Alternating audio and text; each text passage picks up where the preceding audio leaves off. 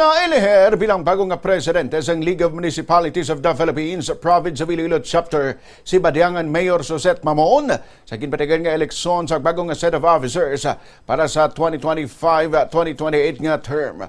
Wala sang kasumpong si Mamon sa eleksyon sa diin 34 sa 43 ka municipal mayors sa probinsya ang present. Ang nag-nominate sa iya mo si Miagao Mayor Richard Garin, kagin formally closed ni Lemery Mayor Villegas Jr. ang nomination. Madumduman nga unang ginendorso ni Governor Defensor Jr. si Mamon bilang LMP President antes pa man ang natabong eleksyon.